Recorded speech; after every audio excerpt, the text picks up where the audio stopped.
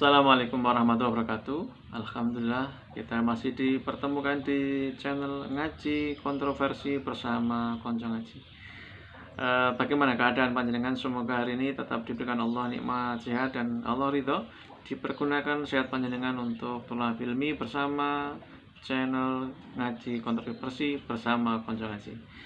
Baiklah, sobat ngaji kontroversi bersama Konco Ngaji yang dirahmati Allah, mari kita membaca pertanyaan dari sobat ngaji kontroversi berikut ini. Pertanyaannya adalah sebagai berikut. Assalamualaikum warahmatullahi wabarakatuh. Mohon dijelaskan bagaimana terkait dengan di saat bulan Ramadan ini banyak di masjid kami yang membangunkan sahur melalui toa, tetapi mohon maaf, kok suaranya itu berisik, kemudian kata-katanya juga mohon maaf tidak beraturan, kemudian dalam tanda petik seperti tidak ada sopan dan santunnya, dan suaranya juga nadanya tidak teratur, sehingga saya merasa terganggu dengan cara membangunkan dengan toa di masjid tersebut. Nah, ini sebaiknya bagaimana saya harus bersikap? Apakah memang ada contohnya untuk membangunkan sahur seperti itu, atau saya harus bicara sama siapa? Terima kasih atas solusinya. Semoga senantiasa tetap diberikan kemudahan dalam memahami Islam, bahwa Islam itu ternyata indah kalau kita pahami dengan hati, setulus hati. Terima kasih atas jawabannya. Assalamualaikum warahmatullahi wabarakatuh. Baiklah, sobat ngaji kontroversi bersama Konco Ngaji rahmati Allah, mari kita kaji pertanyaan dari sobat ngaji kontroversi yang merasa terganggu dengan cara membangunkan sahur lewat toa masjid dengan suara yang tanda ugal-ugalan, tidak teratur, tidak ada sopan santunnya, dengan nada irama yang tidak terkontrol, jadi keras-kerasan, pol-poli, seperti sebebas-bebasnya membangunkannya dengan kosakata yang mungkin tidak islami. Mari kita kaji bersama-sama. Konco tidak dirahmati Allah, bahwa sesungguhnya membangunkan orang sahur itu adalah baik.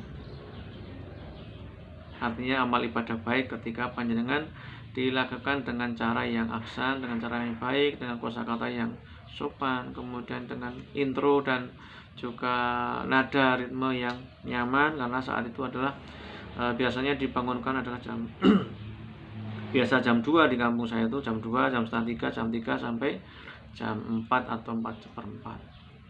Nah, itu memang saat-saat rawan, artinya tidak semua warga kita itu siap untuk bangun, ada yang masih ngantuk, ada yang masih belum siap untuk bangun, dan lain sebagainya. Juga di sisi lain juga warga kita kan semua belum tentu sehat, ada yang sakit, kemudian ada lagi juga yang mempunyai anak-anak yang masih kecil, yang masih balita atau mungkin bayi, juga itu perlu pemahaman, pemilah-milahan intonasi cara membangunkan sahurnya, kemudian ritmenya, kemudian nadanya, kemudian durasinya, apakah lama apa tidak, itu perlu dipertimbangkan. Tetapi terlepas dari semua, bahwa ketika kita berniat baik dengan benih yang baik, kalau ditanam dengan cara yang tidak baik dan di media yang tidak baik, maka akan menghasilkan sesuatu bukan amal soleh, tetapi justru amal yang salah. Sebagaimana Allah telah berfirman di dalam surat Al-Mulk, surat ke-67 ayat kedua.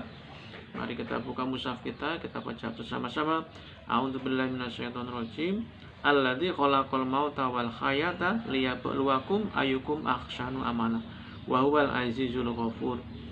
Yang artinya, sobat ngaji kontroversi yang dirahmati Allah, yang dialah Allah yang menciptakan mati dan hidup untuk menguji kamu, siapa di antara kamu yang lebih baik amalnya. Ahsanu amala. Ahsanu amal itu amal soleh yang lebih baik cara beramal solehnya, dan Dia Allah Maha Perkasa, Maha Pengampun. Maka dari ayat ini kita bermuhasabah, dengan niat baik saja tidak cukup ketika tidak dilaksanakan dengan cara yang baik. Dengan niat baik saja untuk membangunkan orang sahur juga tidak cukup ketika timingnya tidak tepat. Kemudian yang selanjutnya, dengan niat membangunkan orang sahur yang baik belum tentu menjadi baik ketika dilakukan dengan intonasi yang tidak tepat, kemudian dengan durasi membangunkannya juga tidak tepat, apalagi ditambahi dengan kosakata yang keras, yang nadanya tinggi, kemudian berteriak-teriak dalam tanda petik dan tidak santun. Nah, itu juga tidak menimbulkan kebaikan.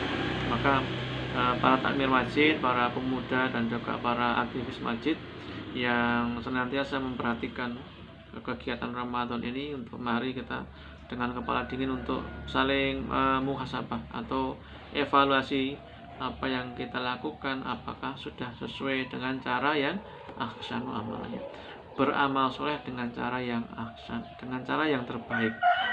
Kalau kita beramal soleh yang terbaik, insya Allah semua itu akan bertumpu kepada mengharap ridhonya Allah Subhanahu wa taala. Sebagaimana Allah Subhanahu wa taala berfirman di dalam surat Al-Anbiya surat ke-21 ayat 107, A'udzubillahi minasyaitonirrajim, wa ma arsalnaka illa rahmatan lil alamin. Dan kami tidak mengutus engkau ya Muhammad melainkan untuk menjadi rahmat bagi seluruh alam. Nah, tadi cara membangunkan sahurnya yang dengan cara yang teriak-teriak di mikrofon toa, kemudian dengan kosakata yang tidak sopan dan tidak santun, kemudian ritmenya juga tidak beraturan, saling bersaut-sautan, berteriak-teriak, kemudian masih lagi kadang-kadang durasinya lama, diulang-ulang, sehingga itu kesannya mengganggu dan ada beberapa sobat ngaji kontroversi yang merasa terganggu. Dan ini memang bertentangan dengan ayat ini, yaitu yang kami tidak mengutus engkau yang Muhammad melainkan untuk menjadi rahmat bagi seluruh alam. Seyogianya kita muhasabah bersama. Kalaupun kita berniat membangunkan sahur warga kampung kita, ya dengan cara yang ahsan, dengan cara yang ahsanu, yang terbaik. Kemudian yang kita lakukan membangunkannya itu menimbulkan rahmat. Nah, rahmat itu lebih dari senang dan kemudian menjadi kangen, itu namanya sayang. Jadi sayang itu cara membangun kita itu dirindukan oleh warga kampung kita.